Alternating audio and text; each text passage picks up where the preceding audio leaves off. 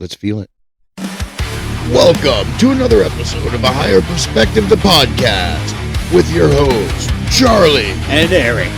Now, let's get ready to perspectivize.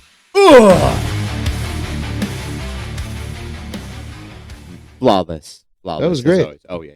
Sorry. Yeah. Adjusting our levels. That was flawless as always. Even though it's been a time. It's been a minute. Yep. Since we Shit's have happened, even practiced that. So. Stuff's gone down, and but we're here today. But we are back, and it feels better than ever. Better than ever. We are back. We'll announce our tour dates at the end here. But yeah, good news. Yeah. Anyway, mainly we're just touring, on the street. It's nice to see you. It's good to see you too, buddy. It's great. I dream about this place when I'm not We're here. going to give a map of where Eric tours the streets after the show, so keep in... I'm sorry. Just with a phone and a microphone and a curious mind. Dude. Okay. Yeah. Oh. Yeah. For this episode, I'm thinking on line one, I have Daryl. Let's get him on here with us. It's been a minute since we've had the great, legendary Daryl. Yeah, line one, Daryl. Can you hear us? I can hear you. Eric, Charlie, right. Good to be here. Nice to hear Always your voice, buddy. pleasure. It has been far too long since you graced our presence on this show. Yeah, it's been a long time. time. At least with me here. Yeah. Well, yeah, it has been a minute. Yeah.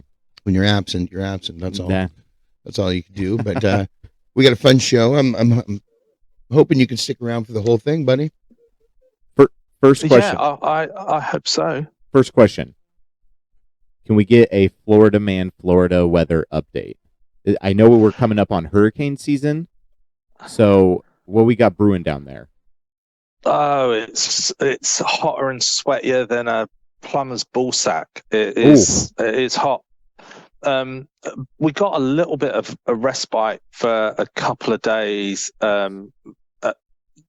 It's just been raining, and so with the rain, it gets cloudier, drops the temperatures a bit. But it was the first real rain we've had for months. So it sounds weird to say it, but I've actually appreciated the rain. So fair enough. Yeah, cool you off from that muggy, fucking humid heat down there. Here comes the rain again. Yeah, it is definitely hot and humid. Kids have been spending a lot of time in the pool, but with that heat, comes some crazy shit. So who knows what craziness Florida's going to bring us this summer? No doubt, huh? Thank you for the update. Appreciate it. No doubt. Hey, do the kids have to check the pool for alligators before they go in? That's a great question. We're kind of okay here. I've got a big retention pond at the back of the yard, and I tell everyone don't go too close to the pond. Ooh. But because we've had a drought for so many months, the pond's almost empty, and I tell people it's really deep, and they're like, it doesn't look that deep. It's at least 8 foot deep, and it's down to the bottom, so you can. There's probably just maybe 6-8 inches of water in it now. So perfect spot for a gator to chill. Oh yeah, we have a resident snapping turtle in there, which is as big as a serving platter, and that thing. When I told my kids a couple of years ago, before they came for the summer, I was like, I've seen a snapping turtle. And all right. Well, we'll just keep our eyes on it. All right. So Daryl, if you want to start the part where you're saying a couple of years ago you told your kids. Yeah. So a couple of years ago, I told my kids, "Hey, I saw a big ass snapping turtle, and it's fast, super fast, blink of the eye fast." And they're like, "Yeah, whatever, Dad." And as luck would have it, 2 or 3 days later, there it was, halfway up the yard. My yard, from the backyard to the property line, it's a good few hundred yards. And this thing was close to the house. And I said, "There it is." And they're like, "No way." And so we go out to investigate. And I said, "Don't get too close to it." And they're like, "Oh, why? Like, it's a turtle. And I said, because it is so fast. And it saw them and then turned around and hauled ass to the pond. It did like 200 yards in about 3 seconds. I was like, damn. My God.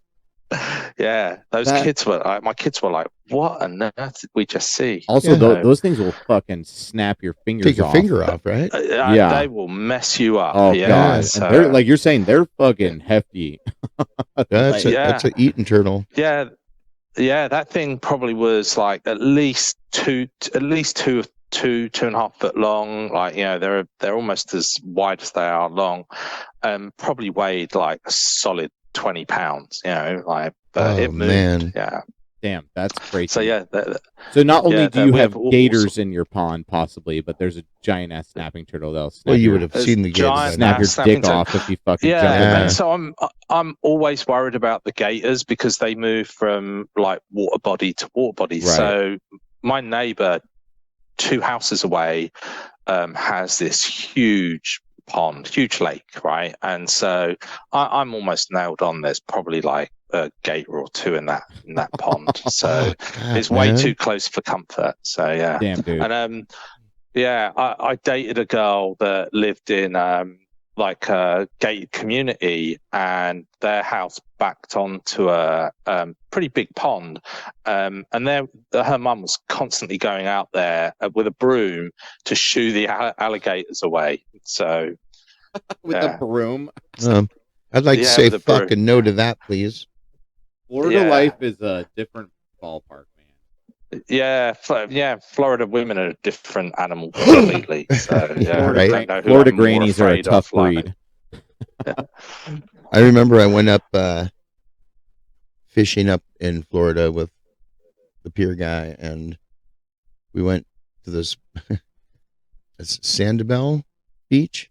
Sanibel, Sanibel Beach. Sanibel, and well, it was pretty neat. People were there swimming and stuff, and this motherfucker puts half a fish on a hook and casts it up past where everyone's swimming. And damn, if he didn't get something that took it, like, it was brutal out there. Big old scallops swimming across your feet.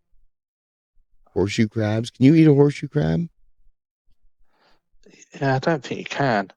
No. I don't think there's enough meat on them to eat. But, good question. I'm not sure. Yeah. No, probably not. Yeah. Yeah, that's terrifying. Yeah, I don't. It's pretty neat. No bull sharks, right? Yeah, floating everywhere. Yeah, we have them all. Bull sharks, hammerheads, tigers, occasionally, black tips, lemon sharks. There's all sorts of things that want to eat you out here. Yeah, that area doesn't get orcas, does it? We get false killer whales. Yeah, we get false killer whales, which are smaller than the Pacific orca. Oh, okay. They're not small though, and I think they're like more porpoise related, but they look like small killer whales, right? Right. Yeah. No, I've seen them a few times out here. They're fake killer whales with a porpoise. I think most of those species are all in the family Porpidae, which is where porpoise comes from. Porpidae? Yeah. Porpidae. Are you fucking around right now? No. I'm not serious. I'm not going to doubt you. I'm serious. Because your wife speaks Dolphinese. No, I've been listening to a new podcast called Ologies. I've mentioned it before. You did. And I've been listening to all the wildlife biology ones. And so I listened to one on dolphins recently. Okay. And they were talking about the family and the order of the whale and dolphin, which they're all toothed whales. Yeah. And then you can subdivide them under that. It reminds me of high school. I think that's what Porpidae means, is the toothed whale. Yeah. Oh, really? Toothed whale. Yeah. And then the other side is baleen whales. So when you want to fuck with somebody who you know is not of the intelligent stature, you just say, okay, Porpidae. Hey, Porpidae. Porpidae. Right? Their new nickname is Porpidae. Love it. Hello, young Porpidae. Hello, young Porpidae. Anyway. That does roll off the tongue really nice. So we got Daryl on the phone. Let's start the show. Oh, yeah. Did we not even start the show? Let's get this show going with our nugget of knowledge. Yeah. And wait, should we shout out what we're smoking right now, too? Oh, yeah. Our +1. It's right there. Oh, yeah. Here, I got it. Today we are smoking. Zits Fire. Is that how you say that? I think it's It's Z Hits Fire. Maybe it's Z Hits Fire. The hits. The hits, like in German, like it's the hits. It's the hits, German. The hits. I can't speak German, so the hits Fire Indica Hybrid at 21%. Oh. Yeah. And Charlie and I are each smoking our own giant. You stink, joint. Vader. Gather these stormtroopers. Yeah. Is it a good smoke? Yeah, it's not bad. It's good. Yeah. Yeah, I'm not hacking up, so it's not very. It's not overly floral. It's kind of just like a nice clean smoke. Yeah. And the people people were amazing people there. I went in with my new pup, and they were so welcoming. OBC. Yeah, nice. Oregon Bud Company. Went in with my new pup, stopping through, and the guy was just loving the dog. Everyone was loving the dog, real dog people. He had animals there, just super friendly. Always want to give out a shout out to the friendly. So what was the dispensary? Oregon Bud Company. Oregon Bud Company. OBC. You down with OBC? Hey. Yeah, you know me. Yeah. They're great. They do a rewards program too, and like you can save up money, and they have happy hour, and they have amazing ounce deals. Yeah, like you can just get a whole ounce for like fucking $40, and it's usually like pretty good stuff. Yeah, so pretty good place. Go visit it next to the Yaquina Bridge. Yeah, Yaquina Bay Bridge. I think there's a few locations, right? Oh, yeah, they do. I've been to one in Portland, too. Yeah, if you go on the website, it's like, do you want here, or here? Yeah. Actually, I went to one in Portland, and my points transferred. Like, they had it in their system, and I was like, oh, fuck, yes. Yeah. Yeah, so shout out. Like, if you're in Oregon or in the Pacific Northwest anywhere, look up OBC. OBC, yep. You'll be happy you did. So our nugget of knowledge, back to that, is something that's going to help all you guys out there. Definitely helped me when I was younger. Okay. It's called Mr. Skin. Have you ever heard of it? Mr. Skin? Yeah. Daryl? No. Yeah. Yeah, baby. So Mr. Skin, from what I understand, a porn site, not really a porn site, but it's a site where you can view like slight sex scenes, like might get a bit of side boob, but it references all the movies that show a little bit of skin or a little bit of sex. You could look up any... Someone referenced this in a movie, a comedy movie. Was it from I don't know. Seth Rogen movies? What? Yeah, I think it was referenced in The Knock-Up, maybe. Yeah, Really? yeah. They're talking about. There's a scene where they're talking about if you go to Mr. Skin, you can look up any scene. Or wait. Yeah, I can't. It was either a show or movie. Maybe it's been done multiple times, but that's where I actually have heard of that. Yeah. So you can look up any celebrities like nude scenes from any movie, from anything they've ever done. That's hilarious that someone took the time to do that. Yeah. And do you want to know what the number one clip is on Mr. Skin? What is it? It's from a movie, Diet of Sex, which is Spanish, and the actress is Raquel Martinez, and it takes the number one spot. Yeah, it's like a full 3 minutes of Raquel and her man getting busy on a beach. So that's the number one viewed on this. Oh, really? It's not the sex scene from Team America, World Police? No, but that should be number one. Where he shits on her chest. A little doll shit. Yeah, that's pretty awesome. That's my favorite. Yeah, the top 10 no movies that I really know about, other than Nymphomaniac Volume 1, which was kind of more mainstream movie. That's the only one in the top 10 that I know. And Stacey Martin in that scene. Crazy. Is it male nudity included, equal opportunity for women? In the Stacey Martin's clip, she's actually in a montage, sex montage with Shia LaBeouf. Huh? So okay, yeah, I like, maybe there's some ladies or men looking to see if their favorite actor hung some dong. Don't worry, Eric. Yes, it'll be there. Yes, Eric. Oh, you think I'm talking about me? No, I'm just being equal opportunity. Equal opportunity show here. Yes. Whatever you're into. There's actually an interesting movie that made me laugh a little. It came in at number 6 with the actress Suk Yin Lee in a movie called Short Bus. Are you serious? Really? I'm dead serious. Yeah. And that movie was actually created by John Cameron Mitchell, and he's the creator of Hedwig and the Angry Inch. That's for the crazy. movie buffs out there. Yeah. That movie's a trip.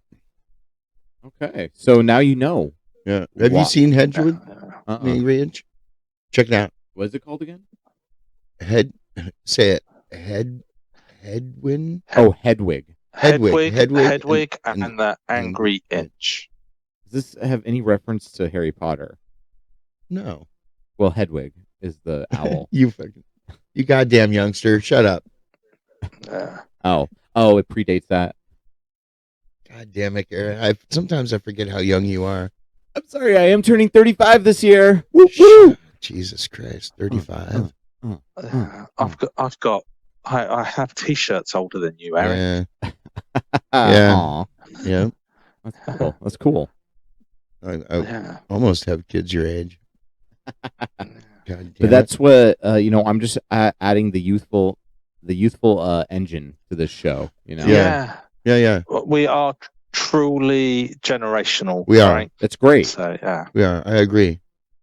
That's called a higher perspective right there. It is multi-generational high perspective, higher perspective. You know what I mean? God damn it! Hey, you guys see the news where that kid shot some clip where some 9-year-old girl was at a shooting range, and they hooked her up with an Uzi, and she went to shoot it and didn't let go of the trigger. With an Uzi? And it just went up over her head. She shot the dude, the instructor guy who had loaded him up, killed him. Yeah. Isn't that crazy? Absolutely wild. As a instructor of shooting firearms, shouldn't you know that would be a possibility based on the force of that gun and the weight of the person using it? Yeah, right? Who the fuck would do that? Dude, like what kind of... Oh, man. I mean, that sucks for that dude. But that was a really bad choice also to let her do that.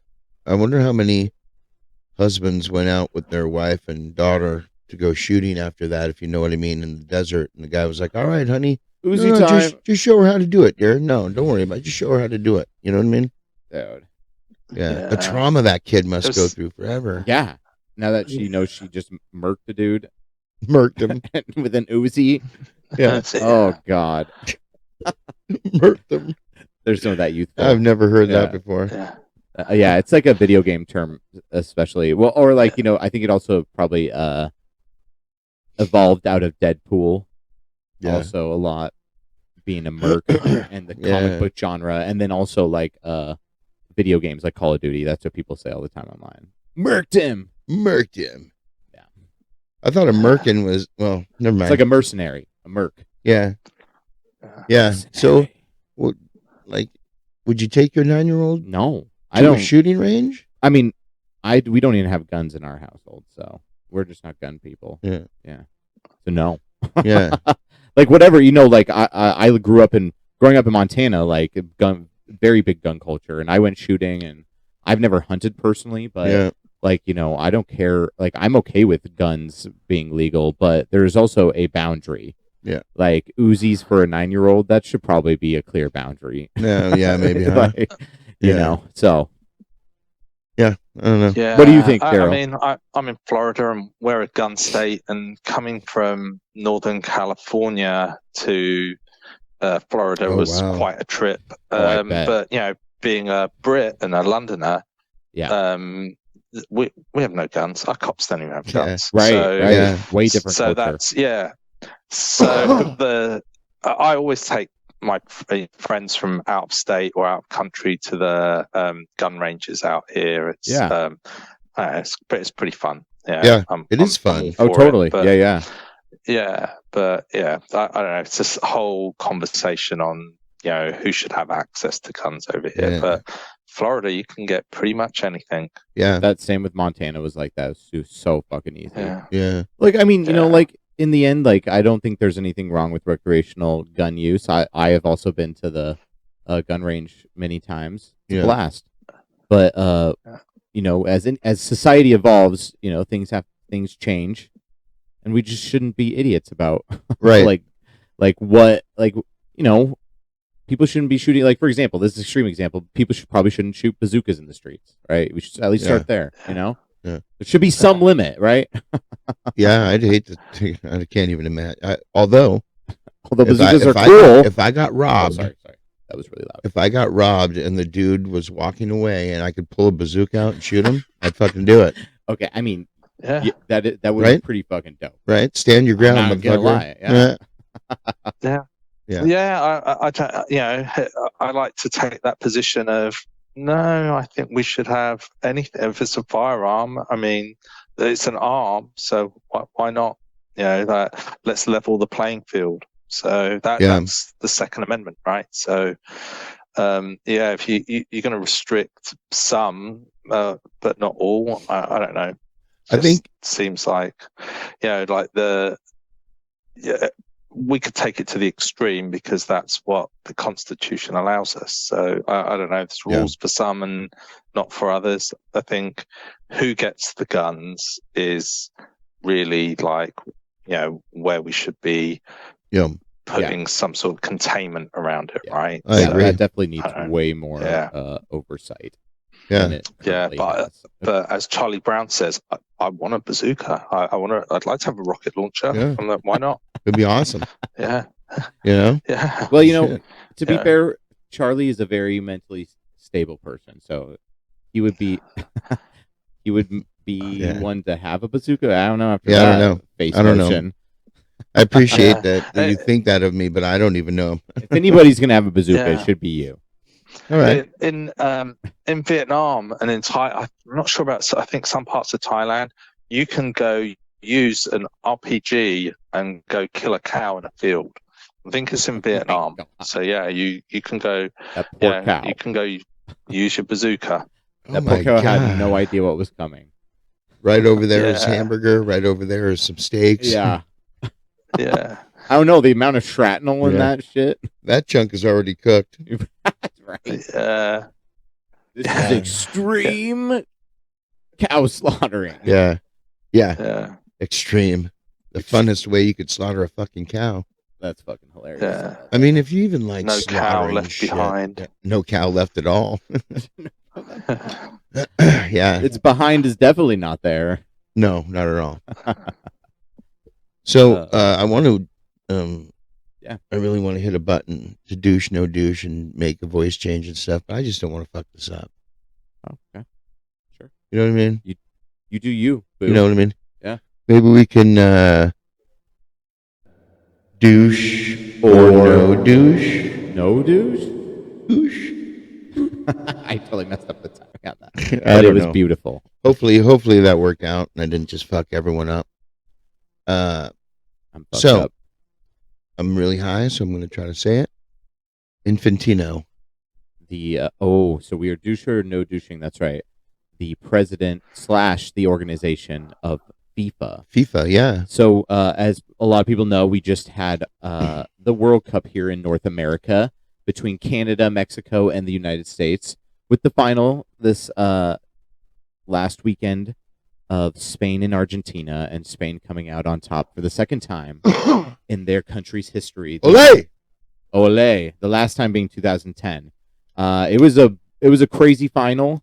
It was really fun. I think it was a blast having a North American World Cup, getting to see all those stadiums that I usually watch football games be filled with soccer fans. That was really cool. But we thought it would be a great. Daryl suggested this actually. It'd be a great topic for Douche or No Douche because FIFA is probably one of, if not the most corrupt sporting organizations on the planet Earth. All the steroids, right? No, it is all about the money. I mean, there's probably steroid scandals in soccer, like any sport, but like it's really about like the bribing of world governments. Yeah, yeah, it's a hard one because the World Cup is such an economic boom for countries that like the bribing and other major soccer tournaments that are like international. Yep. The world governments will literally bribe and cozy up to FIFA to get to the right to host events and get special privileges. Amongst other controversial things. But that's kind of been the thing very in the mainstream spotlight, especially with last World Cup in 2022 was in the country of Qatar. And under no other non-bribery circumstances, probably would that country have been picked because of its extreme heat. I think Daryl mentioned what the temperatures were like in the 120s. Is that what you said? Yeah, during the World Cup in Qatar, they breached 120. Oh my god! So that's the organisation said, well, for the safety of the players, we should have these hydration breaks. Right. And I think that average soccer player runs about a solid like 15 miles or something. It's like 22 kilometers they can run up to. So that's at least like 12 miles in 90 minutes or so. So they burn a lot of calories. They sweat a lot, and in that temperature, I get it, right? Yeah. For the US World Cup, they said, well, we're going to do hydration breaks, but really it was more about sponsorships, and it turned what should have been two halves into 4 quarters because they had this forced 2-minute hydration break around 20 something minutes. So to us purists, we're like, why do you need to have a hydration break in Miami? Like that's one thing, right? If the temperatures are in the 90s, I get it, but Kansas, or Seattle, where the temperatures were like in the 70s, I'm like, I don't think you guys need a hydration break. Just play the game because we don't want breaks, right? We want to see the teams battle it out as per the rules. So I'm not a fan of these hydration breaks. Well, look, that's again, Daryl, here in America we do 4 quarters and we do a halftime show. First of all, it's pronounced America. And we played at football stadiums, American football stadiums. Yeah, so I'm so close some to other, not so saying stuff other out. items that FIFA had implemented. So we got quarters, right? Then there seemed to be favoritism towards like Argentina and their star player Lionel Messi. So they looked like they were getting a lot of favorable calls. Right. You had the US forward Balogun. He got sent off against I can't remember what team he was playing now. Oh, it was against watched so many of them, but it was against Donald Bosnia Trump and Herzegovina. Yes, Bosnia and Herzegovina, and Donald Trump called Infantino, the president of FIFA, to like cancel that red card. So then that sullies like the rules, right? I mean, that's some sort of favoritism. Whether he deserved to be sent off or not didn't become the question. The fact that you can have a politician, a world leader, put his thumb on the scales became the issue, became the talking point. So that also like didn't help. And people don't understand the money that's generated when the World Cup comes to a country, right? This particular event, right? I believe there was a 15 billion revenue Wow. stream. So that's huge. So you can see why so much money. Sponsors, the sponsors want as much money as they can generate, because it costs them a lot to have their products on it. And some of those players are associated with those sponsors, like Lionel Messi. I saw him on Michelob ads. I saw him on Lay's ads. They're on car ads. They're on and although I don't believe the ad revenue is like the Super Bowl for the commercials, right? For like how much you have to pay.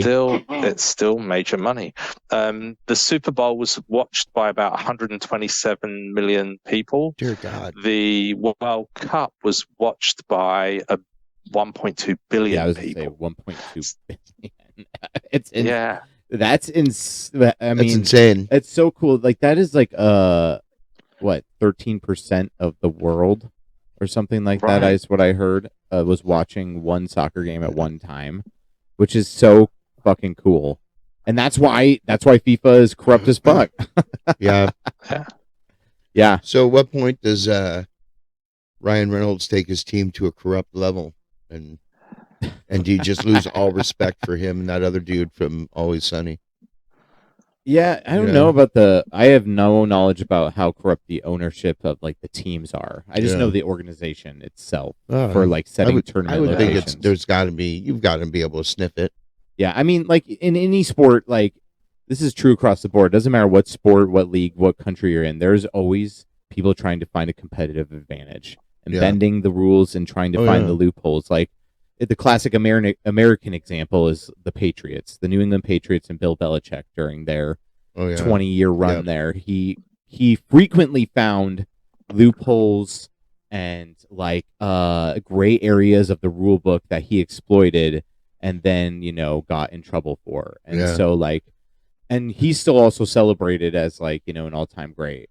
And like even dating back to the early 1900s with baseball, like, and gambling, like there was a whole team that got like banned from I think it was the Black Sox, the Chicago Black Sox. No, one of the early teams called the Black Sox. They bet on themselves in the World Series in like 1911 or something, and got caught for gambling on themselves with bookies in like New York back in the day. Yeah, it's crazy. It should be legal for everyone to bet that they're going to win. Should be legal. Yeah, to bet they're going to win. So like, if I'm on a team and I'm like, "Fuck yeah, we're taking it all the way. We're going to win the Super Bowl." Yeah, I want $100,000 on me, on our team to win.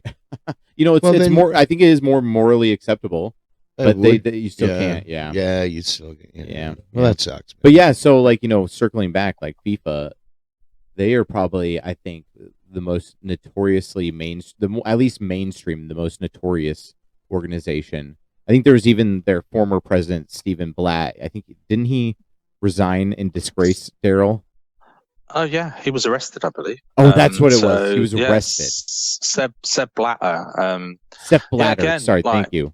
Yeah, he again, like they gave the World Cup to countries that, I don't know, allegedly gave them like sweeteners.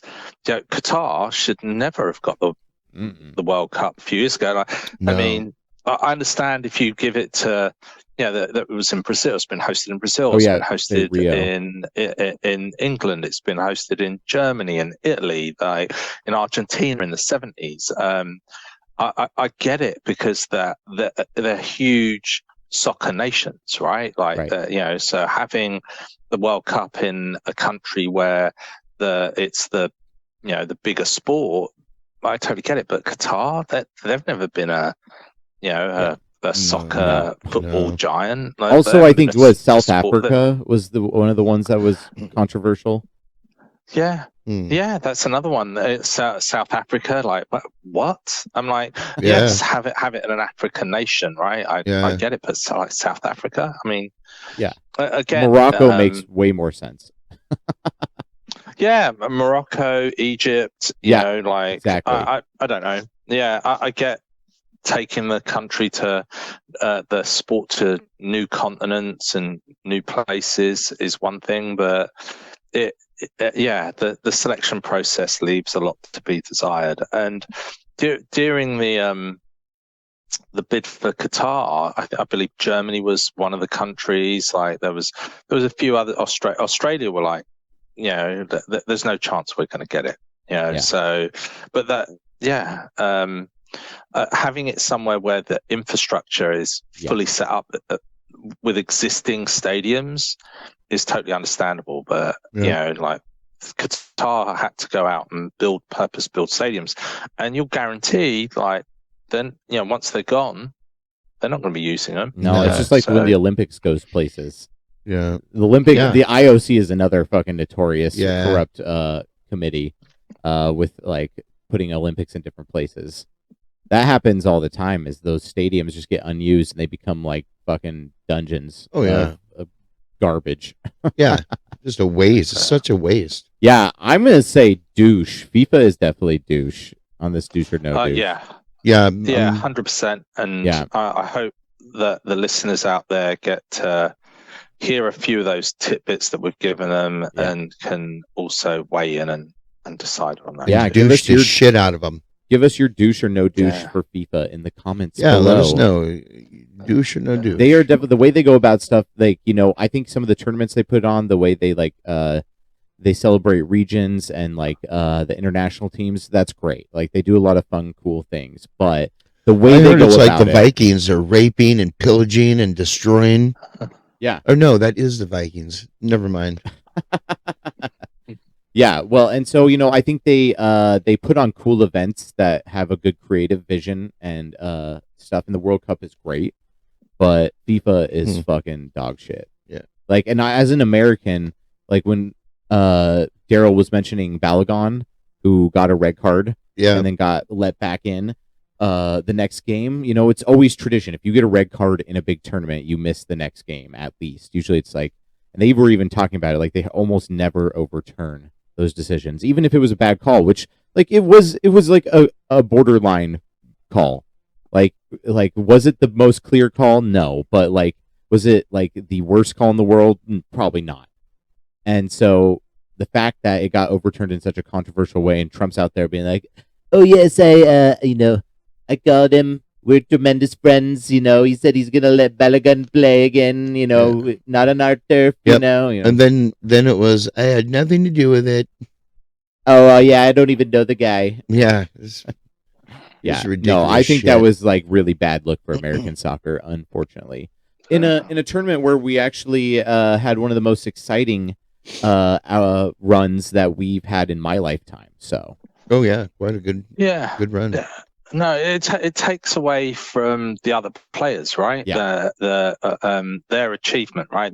And again, the US men's team, they did outstanding, and they ended up getting beaten by the better team. Yeah. But I think the feeling and the sentiment and the all eyes on them, I didn't think it helped the team at all, right? Like I think if Balogun had sat out his suspension, there would have been a different outcome. There possibly could have been a different outcome, right? Right. So, I almost feel like maybe they would have played better because they didn't have all that outside noise. Yeah. Yeah. Well, and like anything that involves Donald Trump sucks and looks bad for you. That's why he gets Photoshopped. Did you see the trophy handover? God.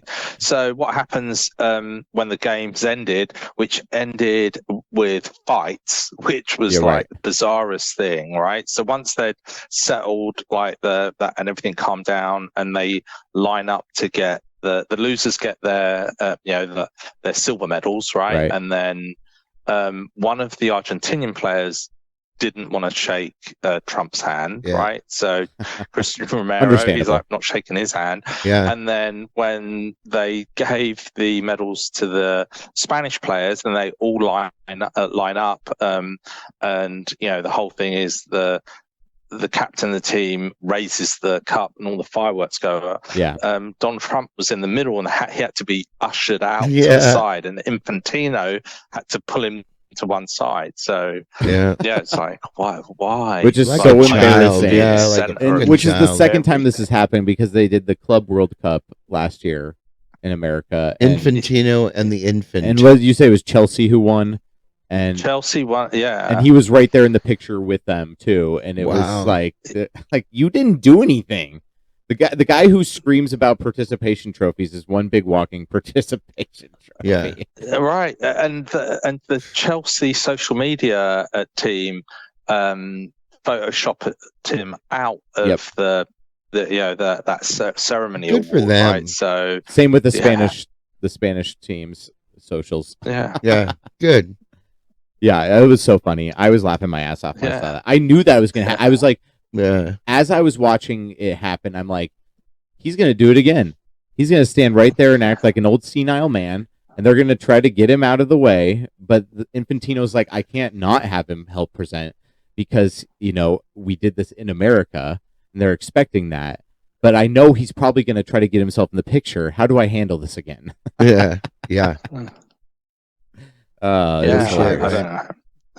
But like super bizarre. And this is the other douchey thing, right? Infantino gave Donald Trump a peace prize. They invented an award, and so before the World Cup, because I don't think Donald Trump got his Nobel Prize, right? He was a little bit upset about that. So Infantino gave him a peace prize award, the FIFA Peace Prize, which had never existed before. And like, what the fuck does that even mean? You brought peace to FIFA. You brought okay. Yeah. Who cares what FIFA? There was a war within FIFA, and he ended it. Part of it was like, who gives a fuck what FIFA? First of all, FIFA's corrupt, like we've been saying. Like the most corrupt sporting organization in the world's giving you a peace prize. Yeah. No, I don't think it carries much weight. Yeah. I wonder if one of those names are redacted. Right. Anyway, big old douches. FIFA needs to be like blown up and reconstructed in every way. Triple douche. Yeah. World Cup's today great, on Triple D. World Cup's great. I love seeing all the cultures come together for sport. That is beautiful. Yeah. So, no douche to the World Cup. Yeah. In general, the spirit of the World Cup, like the format, it's awesome. Yeah, if you can wake up at 1 a.m. to watch a soccer game, my hat's off to you. Well, no, they were on normal time. No, I know. I mean, like, soccer fans. Like, yeah. Who, when you're watching in, like, European, especially. Yeah. When also, the darling in America of the World Cup was none other than a 6'5" Viking from Norway named Erling Haaland, who has become a superstar here in America now. Yeah. That dude is hilarious, and I can't lie, but I fell for the fever too. I was rooting for Norway after America got out. Dear Lord, Eric. I also I have to ask this before we move on from soccer. Yeah. Daryl, are you a Lionel Messi fan? I know you're an England fan. I've never really been much of a Messi fan. Okay. He is an amazing talent, right? He's a genuinely world-class fan, but he's only ever played in Spain. He played for Barcelona. He won a lot of trophies. Yeah. Then he went to, towards the end of his career, went to Paris Saint-Germain, who are the only real team in France. Right. They're a French team. They don't have any rivals. There's no, and then he went to the US and to see out his career. So to prove you really were the best in the world, you'd want to be playing in the Premier League in England, which is the toughest competition. Right. Even Germany, that's a tough league, right? Or the Bundesliga in Germany, or the Italian league. So to Premier to One? win, so to win things in Spain, and you're one of the two big teams, like, that's really a no-brainer. It's like, I guess, the equivalent of playing for the Patriots, right? You're gonna you're gonna win. You're gonna be in that top two, right? Like that, you're not really showing the world that you are the best, right? Whereas Christian Romero or Zlatan Ibrahimovic. He was awesome. They're players that played in multiple leagues. They won multiple trophies. They really showed that doesn't matter where they go, they're going to win something, right? So I think Messi, although he has won a World Cup and he has won lots of trophies, I think what it puts him in the next category down is because he had those opportunities to play for big soccer clubs in England or in Italy, and he chose the path of least resistance. So is he an amazing player? Is he one of the best? Yes. But is he the best? No. Not by a country mile. I love hearing that's my take. I love hearing a perspective from an England fan too. I think that's cool. I love watching him just as an American casual soccer fan, but I also just love watching like any of the great players. Like I was loving watching Holland. Mbappe from France is fantastic to watch. Cristiano Ronaldo, especially in his prime, was an athletic freak. There's the hero for England this year, one of them, Mr. Harry Kane. That dude is also fucking so good. And Bellingham was playing out of his mind. So I have a special place in my heart for Harry Kane. He came up through my team, like Tottenham Hotspurs, and so he now plays in Germany. But absolute, just a beast of a human being, right? Just absolutely. He's towards the end of his career now, so I'm hoping he'll come back to Spurs to finish his career out. Come back home, but Harry. Bellingham again, an incredibly skillful player. These are players. Then there's been a lot of them in the World Cup for like you say Mbappe. There's been the Dutch players out there like total football machine, but they're a joy to watch, right? When you're watching them, you're like, oh, there's just something incredibly magical about Neymar from Brazil. Neymar from Brazil. Unfortunately, he didn't get much play time because of injuries. But there's been Ronaldo is out there. The Portuguese have an incredible team as well. But watching the Spanish, who although don't have the stars of some of the teams, just play magical, right? They play the game in the purest way, right? Passing around, trying to score, right? Love it. I don't think they allowed a goal the whole World Cup. No, that's incredible. Yeah. So, all right. Can I do a quick pee? Go for it, and then we can set up for the. Anyway, so let's move on here. I got something to talk about. I'm going to describe this, and then I got a little question for you, Daryl. Scientology speed run. You ever hear of it? Yes, I have heard of it. Isn't it where you try to run through a Church of Scientology? Like one of their church buildings, if it's open, and get as far as you can before security catches you. Yeah, is that correct? They run through trying to map out the place by getting as far into the building as they can before getting escorted out. Yes. So, they got that's hilarious. Pretty frequent. The raids got pretty frequent. Of them running in.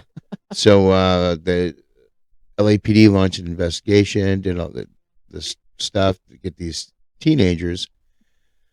And then all of a sudden, just a little while ago, there was a Scientology run of, I think it was 19 of the Magi, the small people. There were 19 little people. 19 little people stormed the Scientology Center and just tried to, and did it. And they got pretty far. That had to be so confusing. Yeah. So here's my question. Daryl, did the M.L.F. have anything to do with this? Oh. I cannot confirm or deny the M.L.F. activity. I knew you were going to say that. Speed run. Okay. We knew you were going to say that. But I will No. I will say that we believe that Tom Cruise is being held against his will, and at any given time, we're watching the Scientology churches, and we will free and liberate Tom Cruise from their crutches. Wait, no, he was at the World Cup though. Or was it him? Oh, ooh! If that happened, he might have been there under duress. We know that the Scientology, they use quite unscrupulous methods. Yeah. Could you imagine that if he was being held under duress? I can't tell you. Like, that would change my heart, because I love Tom Cruise. I hated to know that he became such a, let's just burn that studio down and yeah, we're all good. It just I'm sorry. It just sucked to know that Tom Cruise was that crazy. You know? He does his own stunts. I think he's an amazing actor. I love his movies. He literally learned how to fly fighter jets Yeah. for Top Gun, which is fucking insane. That's badass, dude. He's the only one who does. He held in Mission Impossible. He held onto that airplane when it took off. Yeah, and he all the motorcycle jumping stunts, the stuff on the skyscrapers. The guy's amazing, and plus for his age, incredible. Like, I'm just saying, I really like Tom Cruise. It would be great to know that he isn't a fucking whack job. Oh, he is a whack job. No, he's a whack job. Yeah, I know that, but I'm just saying it would be great to know that. You know, I don't think he's. It's funny. Why don't you give me that lighter for a minute? And maybe maybe you've had enough. No, you give it back. No, yeah. I've heard him talk on a sports podcast once, and he can hold the crazy in pretty good.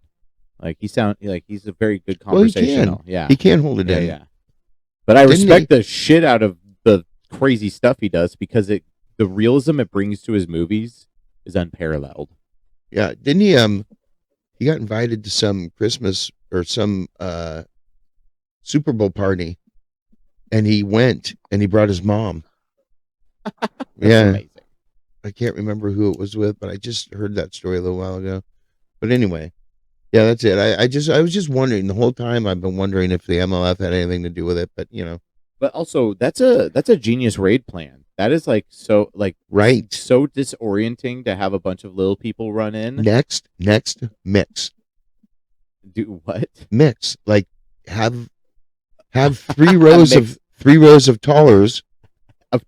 And then 3 rows of smallers, and then just smash, fucking plow them right in the front, and that way the big ones are getting arrested, and the little ones, they can drop and scurry.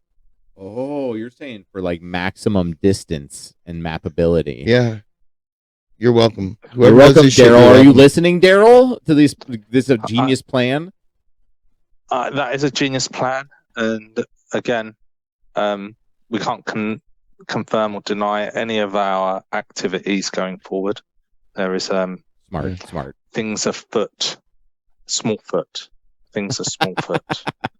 I understand that. No, that's great though. Good work. Yeah. Good work, whoever did it. Yeah, that's pretty good work. I wonder how much do these people then do they go like blueprint all these maps of the Scientology churches just to keep surveillance on them, just to blackmail them for funsies? I don't know. Huh? I don't know. I'd like to know. I mean, I want some of that money. I want some of that Scientology blackmail money. Give me your power. By the power of Xenu. Hey, I got a question. Farts are funny as shit, but are they clean? Probably not, is my guess. Well, this is going to surprise you. Okay. It is. And I can't remember where we got this article. Maybe you sent it to me, Daryl. But it's about... Oh, yeah, I believe I did. Yeah, farts being sterile or not. And so this doctor, Carl Kruzelnicki,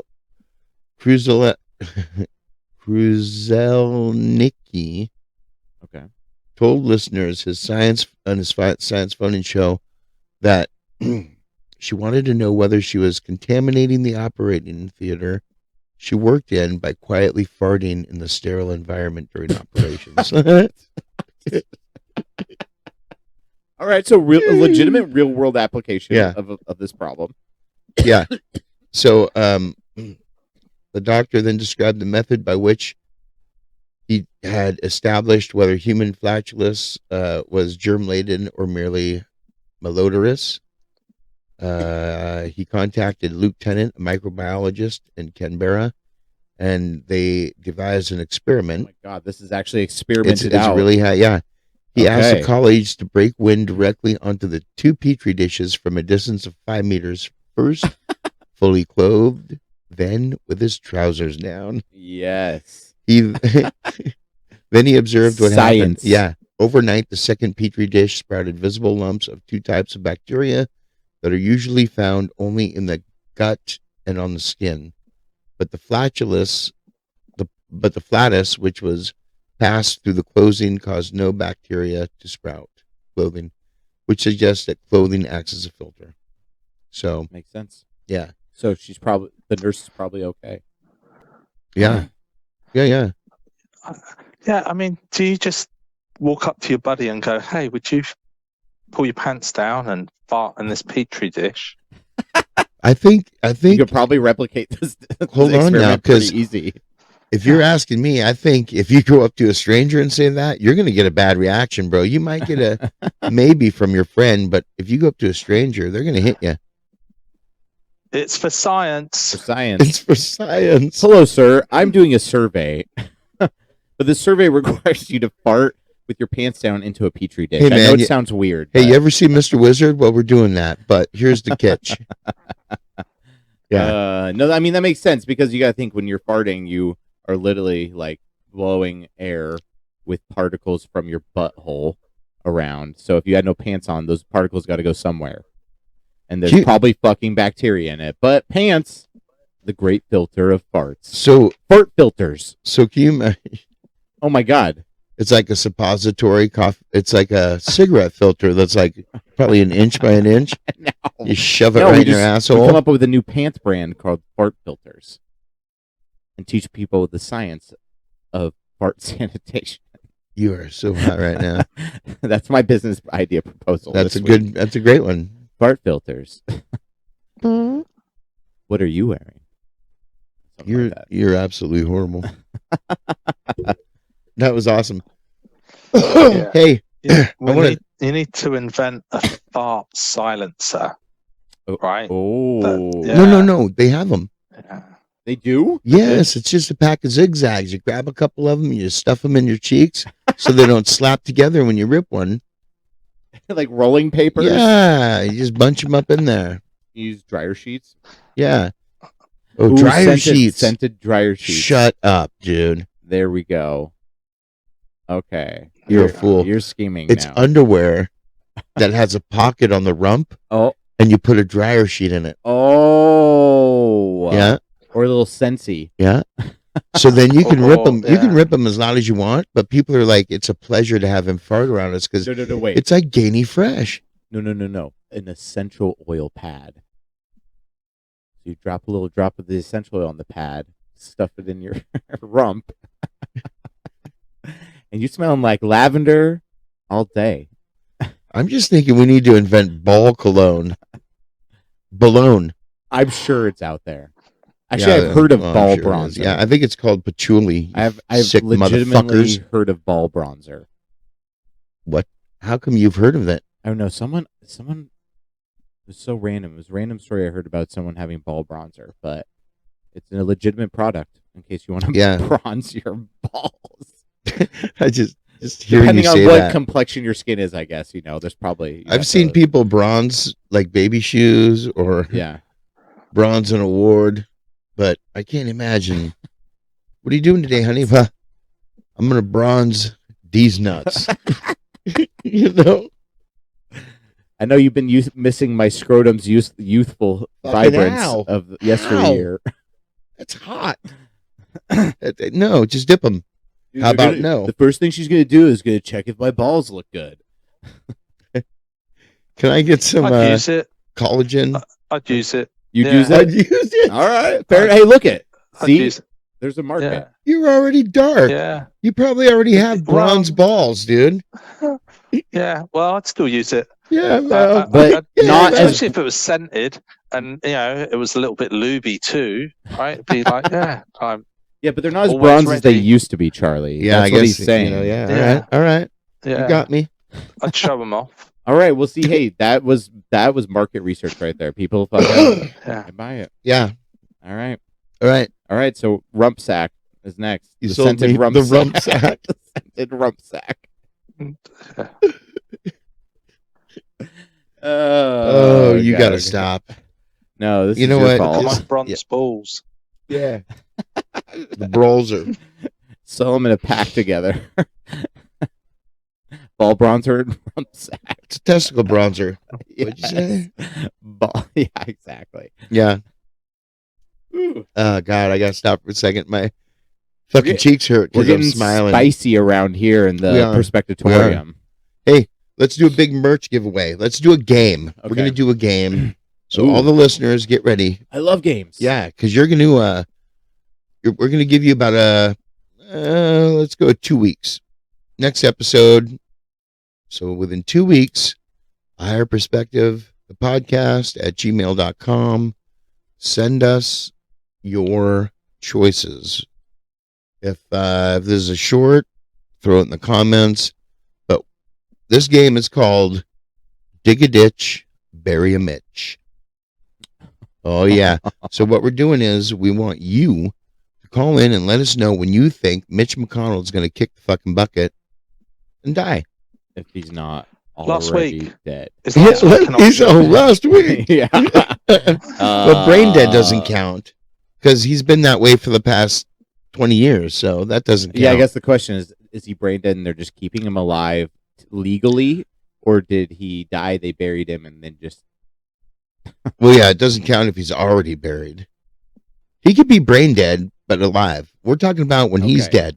Okay. I think he's dead. I think they're dead and just I think not he's dead. I do too, Yeah. but the game doesn't work if we already just go, well, fuck it, he's dead. Well, how about when they announce it? Yes, that's what I'm saying. Yeah, what if the game is to guess when they announce it, whether or not he's actually already dead or not? All right. So guess when Mitch McConnell dies. Yes. Yeah. Yes, because you're going to hear about it the same way we do. Yeah. If at all. I'm going to say I think winter midterms, November.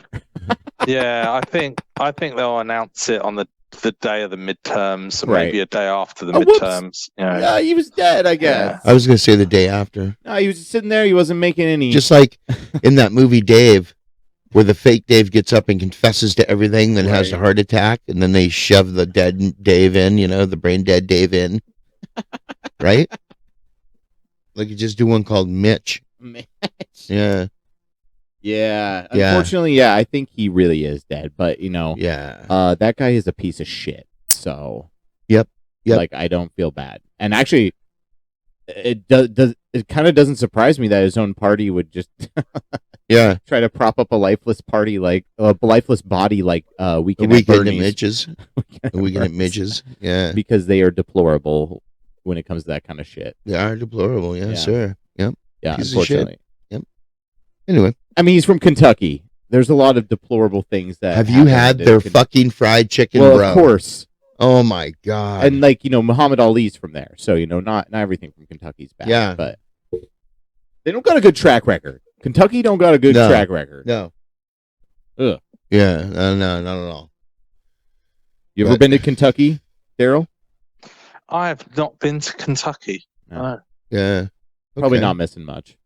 Yeah, probably not. I'd like to go because there's a road there, right? The how do you call it? The Snake Run. I think it runs. It's a twisty road that goes through Kentucky. That's meant. If you're a driver, that's meant to be one of the best drives in the country. Okay. Yeah, and although I'm not a huge bourbon fan, I'd like to go to a few distilleries over there. Totally. That's where the heartland of that shit is in this country. So.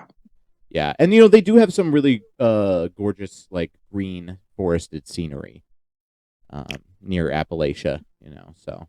Yeah. Huh. Kentucky. Yeah. They don't have it's not full of the Klan like Mississippi kind of shit. Oh no, probably is. Is. No, it definitely is. Yeah. No, it definitely is. It definitely is. Yeah, no. Unfortunately. Yeah. Okay. It's the South. I mean, yeah. I mean, like Kentucky. As much as we like to idealize it, that that kind of behavior still exists in the. Yeah, it is a cyst in humanity. It absolutely is. But Kentucky Fried Chicken. Like I was just gonna say, but goddamn that chicken, man, it's fucking great. And they did not sponsor anyone, but if they wanted to, I used to drink that gravy, dude. Like so fucking. When they started that goddamn chicken corn chowder or chicken corn mashed potato bowl thing. Oh God! Oh Jesus! Or Christ, the popcorn dude. chicken. Oh my God! I would get popcorn chicken and giant mashed potato and gravy and just mix it all up. It's out of this world. When I was a kid, they had some shit. It was like White Castle, where they had for 25 cents you get this little chicken little. Oh, yeah. And it was just a tiny, tiny square fried chicken patty slider, like on a tiny little slider, on a tiny little bun. Yeah. So it was like $4 for a buck. Adorable. And they were like, $4 for a buck was like, they were good, man. Yeah. Cool. God, that'd be amazing. They're fun. Up until I saw the dude mixing the coleslaw with his arms. And I was like, fuck. Never again. Yeah, and that doesn't seem sanitary. Yeah. Huh? Yeah. Didn't I think he's a great grandchild or of Colonel Sanders. Didn't he just recently publish the recipe? Because there's this whole thing that it no longer belongs to the family, right? Oh, really? There's been some sort of weird legal issues, and he was like, "All right, I'll just post the recipe. Yeah, not so secret now." Huh. Well, yeah. Because they have they're like 27. Their blend of 27 herbs and spices. Is that their like tagline or whatever? Yeah. Yeah. Well, and Colonel 27? Sanders, I think he was the son of a bitch. Also, I mean, just look at the way he fucking dressed. Yeah, there was something wrong with his medulla oblongata. That's a good call. Yeah, I like that. That son of a bitch. Mama said, if I were to say out loud right now, "Ka ka tookie tookie, motherfucker," would you know what I mean? That sounds familiar. Ka ka tookie tookie. Ka ka tookie tookie. It sounds really familiar, but I'm not placing it. It would be like if I were to say out loud, "It's time for strong words from a bird." Oh, that's what but in bird language. Ka ka tookie tookie, motherfucker. It's in birdese. Birdese, yes. Yes. Birdese. Birdese. Sorry, yeah, birdese. I used to speak fluent drunkenese. I only speak red tail hawk. I'm still working on it. I'm sorry. Christ. Yes, so buckle up, folks, because we are in for our next segment. Strong words from a bird. From a bird.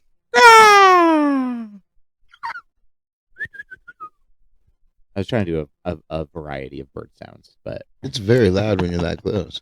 Oh yeah, I forgot about that. Oh, sorry. Okay, so here we go. It looks like we have possibly a little meadowlark, chickadee, possibly. You could tell me either. I believe you. I don't know a fucking thing about him. But he's got some big words because he is saying, "Is this shit really worth my time?" Oh. Wow. The viewers can see this little cutie. All that after the FIFA thing makes sense. Makes it perfect sense. Look at that guy. Yeah. Cute little dude. Is this shit really worth my time? I think that's you know what? I think that's a great question to ask yourself sometimes when you're dealing with bullshit. Oh, I think you're right. Yeah. You're like, you know what? Yeah. Is this shit really worth my time? Yeah. Like this bird's like, I'm going to fucking fly away. I don't want anything to do with this. I'm going to shit on your newspaper. Yep. Bye. Bye. I think those are wise words from a bird. There's some strong, wise words from a bird. Some strong, wise words of wisdom. I think so. Yeah. I think so. I agree. Yeah. But you know what is worth my time? Yeah.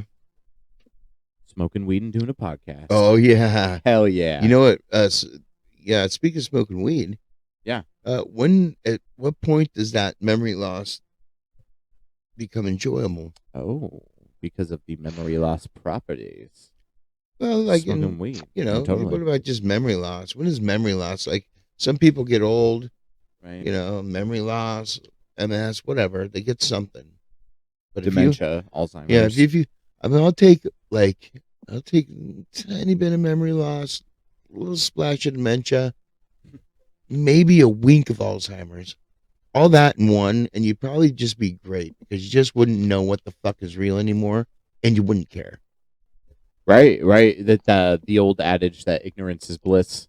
Yeah. Like, do you get to a point in memory loss where you forget about the struggles of your life and the stuff the daily stressors? Absolutely. So yeah, are you living a more like happy, relaxed life, even though you have forgotten about certain parts of it? Yeah. So I think that's a great question. Yeah. I went on a little deep dive here.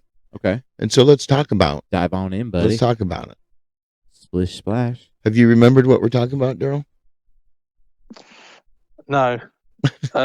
Memory loss. Yeah. I always worry about it. Right. Yeah. He's like, no. That was great. I've known a lot of people quite close to me where their parents went through dementia. And I know we always joke about, especially when you're high, right? Because that's the whole point of getting stoned, right? Is to kind of forget things for a minute, right? It's totally. And that kind of feels weird. I don't know if you've ever had that where you go, you're really high and you go, I'm going to go in the kitchen and get a drink. And you go into the kitchen, you go, what the hell am I here for? And I was here for something. Right? But can you imagine that being your constant state of mind, right? Like if you've ever had to experience someone with dementia, you can see the panic on their face, right? Because they don't have the excuse of, I'm stoned right now, right? Right. So it's something I don't think I'd wish on anyone. No, I wouldn't want to go through it because, just like turning up somewhere and going, what the hell am I doing here? Standing around in your underpants or wherever you are, like people going, come on, Darryl, it's time to go home. I don't know. Yeah. When does it not become enjoyable? When does it become enjoyable? I don't know. Here's the thing. That is a very loaded question. Right? Yeah, this is the question, and here's a couple answers. Okay. This is a list of memory loss of when memory loss or temporary lapse of it can paradoxically become enjoyable. Like paradoxically, I see what you're saying. Yes. Yeah. So, the first time experience, the brain often stops truly seeing things we encounter every day when you lose that memory of a specific experience, favorite book, movie, perfect meal. You reclaim the ability every time after. As a novice, there's a few. Yeah, there's a few one night stands that I would like to have memory loss from. Yeah. Yeah, if you could be selective, right? Yeah, right. Pick them. That's funny as shit right there. Ex-wife. Oh man, if we can. Anyway, like the dissolution of grudges, you wouldn't care. Right. Yeah. No, totally. Yeah. And you wouldn't even be aware. Yeah. No, totally. Like, I see what you're saying though. Like, is there the happy, quote unquote, obviously, because it affects people around you, not just yourself, but like, is there a happy medium of like, you're not going through the frightening parts of it, but you're at a blissful, ignorant state of forgetting about negative things. Yeah. I wonder if that does happen for people. I don't know. It's so complex that, I'm sure it does, but it's probably attached to so many things that are supposed to be remembered. Right. That it's a problem. Yeah. I mean, ignorance is bliss, but at some point the bliss has got to be affecting. Right. And our hope with loved ones who have go through dementia, which my grandpa did before he died, is that they are in a state that is not frightening. Yeah. And that is like happy and comfortable, even though there's nothing you can necessarily do to stop the progression of dementia. Yeah. It's so harsh. I see where you're coming from, Charlie. Right. It's a place of love. Yeah. So freedom from embarrassment. Right. You can just shit your pants somewhere. A minute later, you just forget, and then you're like, right on. Yeah. Well, then someone has to clean it up, and they're not happy about it. Yeah. You just go on a roller coaster, vomit everywhere, all over on the way through. I don't think people with dementia are going on roller coasters because they're probably too frail. Well, I don't know if they're frail. Well, at the age that it usually happens, I guess you're right. Yeah, they're probably not. They probably wouldn't imagine. Could you imagine suffering from dementia and then going, "Oh, I'm going to go on the scariest Screaming California roller coaster," and then halfway through it, oh my god, you have an episode and you're like, "What on earth am I doing, hanging upside down at 100 miles an hour?" That would be the most intense. About to do the death drop in that elevator thing at Disneyland, and you don't even know. You're like, oh, this is a nice elevator. Yeah. Where are we going? Where are we going, Johnny? No shit. Things not to do for your loved ones who have dementia. Yeah. That PSA. Don't take them to the amusement park. So let's see or here. The shooting range. Oh my god, right? Especially if they are veterans. Yeah. Didn't he just have a 9-year-old here yesterday? Oh god. Oh my god. Charlie. Right. Call back. The removal of should-haves. The heaviest memories are the ones associated with regret, paths not taken, investments not made, or worse, left unsaid. I guess. Yeah. That would be ideally like it sums it all up to just not giving a fuck. Right. Yeah, ideally, if you could live in your old age, still remember the things that matter, but forget the things that are hurtful. Yeah, that'd be great. Yeah. Even though pain, that's a tough question though, because pain makes us who we are. Yeah. Yeah, I don't think we've all experienced whether we're on the giving or receiving end of shitty decisions. Right. Yeah. But I don't think I'd want to forget them. I wouldn't want to forget them because I'd probably do them again. Oh yeah, they'd be. Would you forget the lesson you learned from them? Right. I think that's another great question for the comments and for more swag. I just popped in my head. Tell us, if you had the choice, would you accept forgetting in your old age the things that were tough or hard in life and live a blissful old age with not remembering those tough things? Would that be worth it? Or, as humans, do we, want the full range of emotions even till we die? I think it depends what you went through, right? Right. So, I mean, if you were severely abused or beaten or like war trauma or something like that, sometimes like wanting to forget that, I totally get it, right? Yeah. But,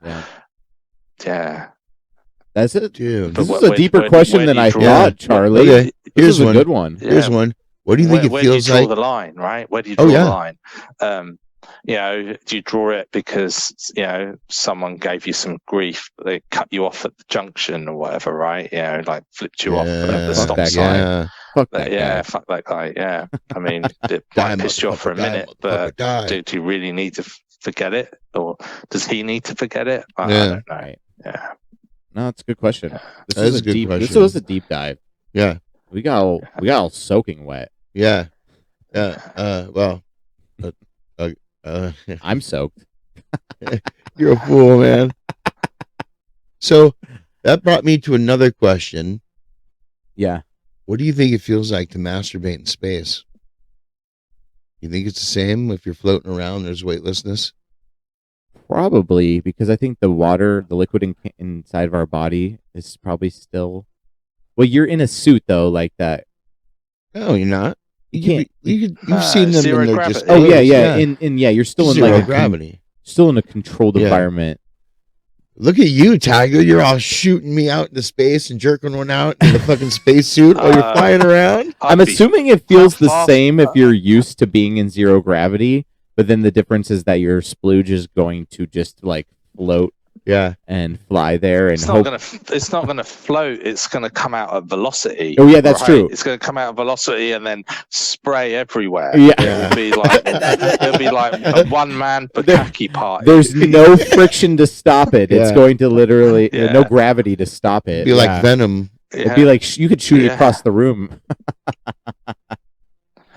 Yeah. That's a great question. Yeah, That I was a guess you have good to be. one, yeah. You basically have to be celibate. Yeah. You know, masturbation celibate when you're in space, unless you want to deal with some wacky physics. Yeah, I think so. I think you would have to be. Or into a sock. You do it in a sock, right? Space sock. In a sock. Yeah. Just fucking. But make sure that sock is strapped. Hey man, I see you. You have all the clothes from NASA, but why did you bring socks? Why did you bring these old gym socks? They're not on the list. Hey, they don't even look clean. Psilocybin, they say. Yeah. Scientists have said psilocybin might have come from space. Have you seen that? We all come from the stars. We do, actually. You are so high. No, but we do. We're all made of the material of the stars. Okay. Eric's checked out all. So I believe it. Yeah. So scientists found bacteria on a meteorite.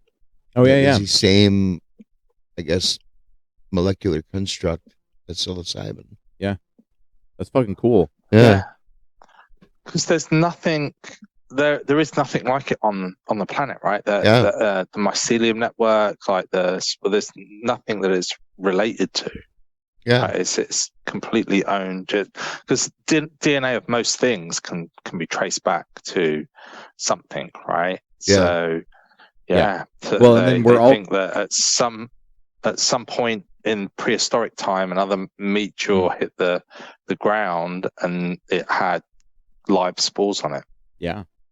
Which is exactly what just happened now. With that meteorite hitting. Yeah. Yeah. And when I said that, we were made of the stars. I reference back to what Neil deGrasse Tyson, the physicist, always says is that, when people ask him about how probable you think is it that there is life out there in some capacity, he's like, I think it's very probable because literally the molecules that we're made of were carbon-based life forms, made out of carbon, and in our atmosphere is oxygen and nitrogen and helium and hydrogen. Those things are the most common things that we find in space, radiating from stars and planets.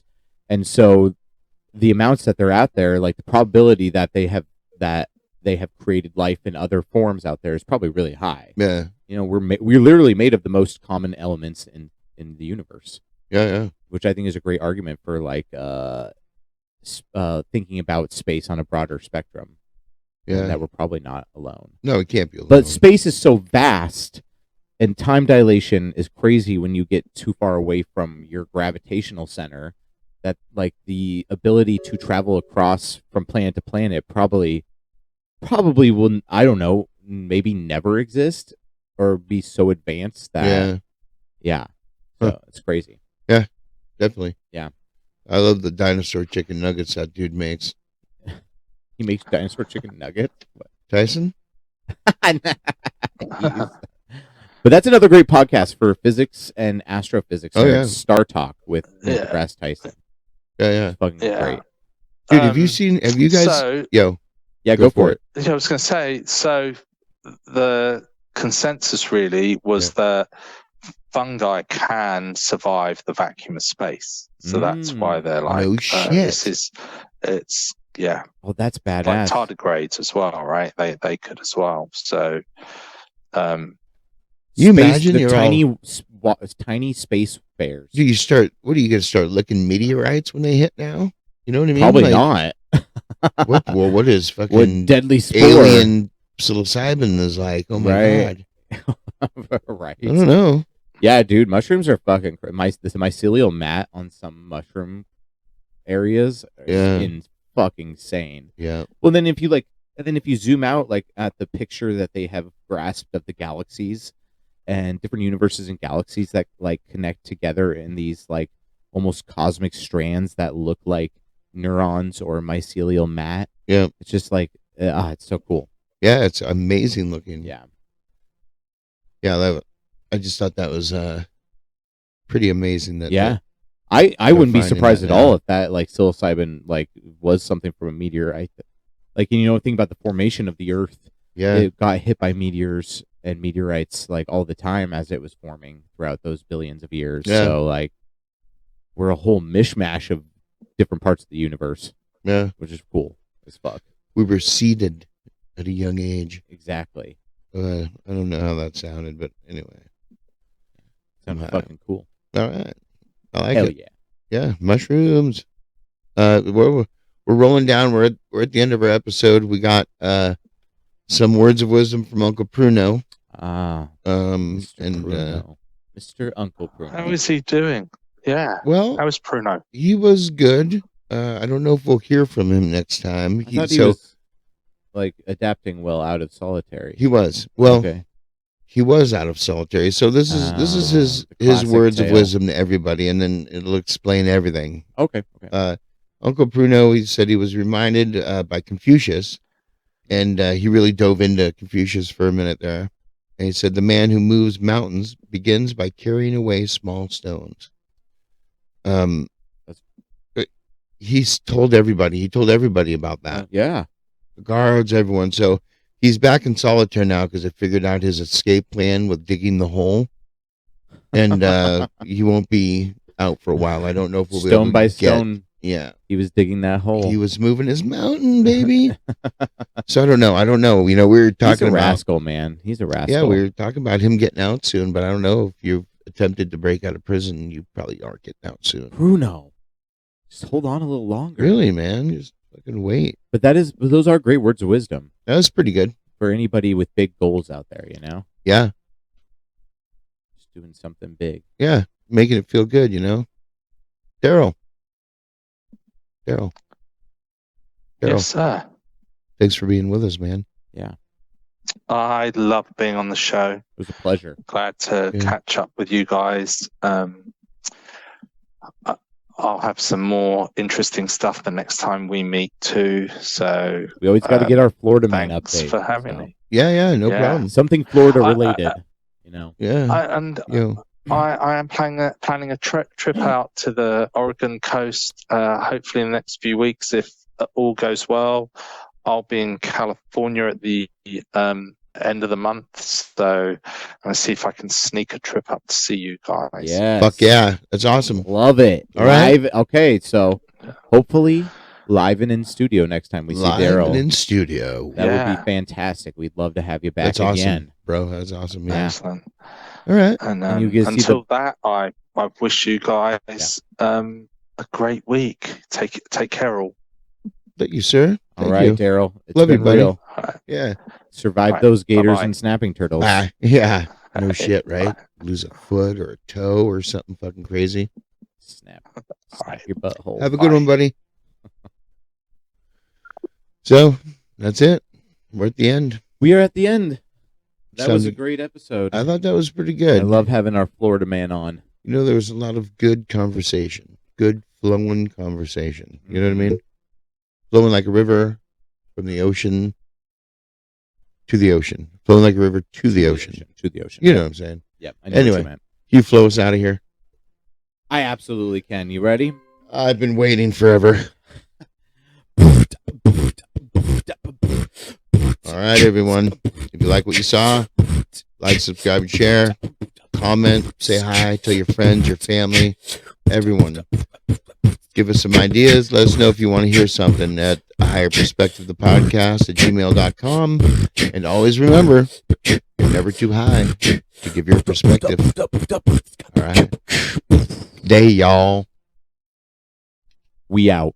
All right. Peace. Boo.